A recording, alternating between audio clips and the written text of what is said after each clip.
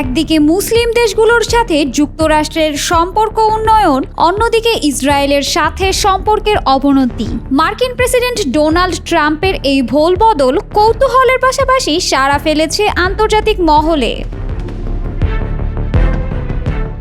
মুসলিম দেশগুলোর সাথে বরাবরই বেশ খারাপ সম্পর্ক যুক্তরাষ্ট্র সহ অধিকাংশ পশ্চিমা দেশগুলোর, বিশেষ করে ইরান, সৌদি আরব সহ বেশ কিছু দেশের সাথে বরাবরই দা কুমড়োর সম্পর্ক যুক্তরাষ্ট্রের। যুক্তরাজ্য সহ পশ্চিমা দেশগুলোর মুসলিম বিদ্বেষী মনোভাবই এর সবচেয়ে বড় কারণ। অন্যদিকে ইসরায়েলের সাথে বেশ বন্ধুত্বপূর্ণ সম্পর্ক মার্কিন সরকারের। ফিলিস্তিনের গাজায় চালানো গণহত্যা ও বর্বরতায় ইসরায়েলের পাশে ছিল যুক্তরাষ্ট্র, তবে হুট করেই দুই মিত্র রাষ্ট্রের সম্পর্কে ফাটল দেখা দিয়েছে। হুতি বিদ্রোহী ও হামাসের সঙ্গে বন্দি বিনিময় এবং হামলা বন্ধ নিয়ে আলোচনায় ইসরায়েলকে সম্পূর্ণভাবে বাইরে রেখেছে ট্রাম্প।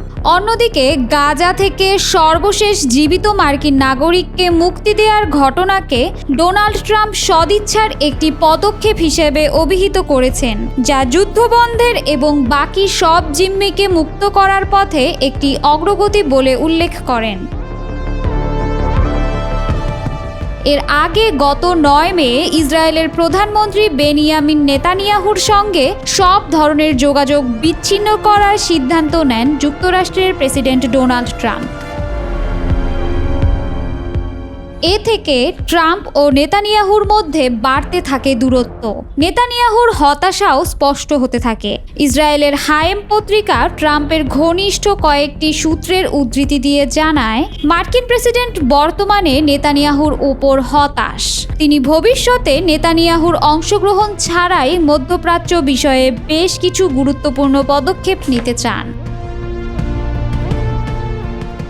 অন্যদিকে সৌদি আরবের সঙ্গে ঘনিষ্ঠতা বেড়েছে ট্রাম্প প্রশাসনের। গত মঙ্গলবার সৌদির ক্রাউন প্রিন্স মোহাম্মদ বিন সালমান এর সাথে আলোচনায় বসতে রিয়াদ সফরে যান তিনি। জানা গেছে, দুই দেশের বাণিজ্য চুক্তি ট্রাম্পের সৌদি সফরের শীর্ষ কারণ।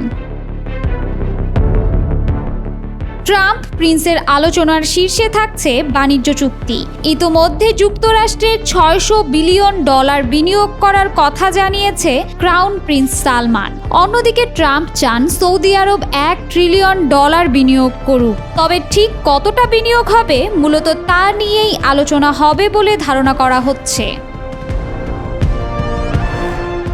এছাড়াও যুক্তরাষ্ট্রের কাছ থেকে প্রায় $142 বিলিয়ন অস্ত্র কিনবে সৌদি আরব। এ থেকে বোঝাই যাচ্ছে, দুই দেশের ঘনিষ্ঠতা অনেকটাই হঠাৎ করে বেশ জোরদার হয়েছে। অথচ কয়েক বছর আগেই দুই দেশের মধ্যে দা কুমড়ো সম্পর্ক ছিল। প্রথম মেয়াদে যুক্তরাষ্ট্রের প্রেসিডেন্ট থাকা অবস্থায় ট্রাম্প 2018 সালে ওয়াশিংটন পোস্টের সাংবাদিক জামাল খাশোগিকে হত্যার পর সৌদি আরবকে এক ঘরে করার প্রতিশ্রুতি দিয়েছিলেন। মার্কিন গোয়েন্দা প্রতিবেদনে বলা হয়, ট্রাম্পকে রাজার মতো বেগুনি কার্পেটে স্বাগত জানানো সেই ক্রাউন প্রিন্সই সাংবাদিক খাশোগিকে হত্যার ও বন্দির আদেশ দিয়েছিলেন।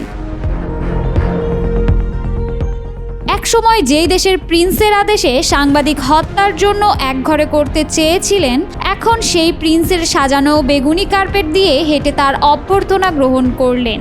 একদিকে চিরমিত্র ইসরায়েলের কাছ থেকে মুখ ফেরানো, অন্যদিকে মুসলিম দেশ সৌদি আরবের সাথে বন্ধুত্ব। ট্রাম্পের ভোলবদল নাকি কৌশল? মাথা চুলকেও সমীকরণ মেলাতে পারছে না আন্তর্জাতিক বিশ্লেষকরা।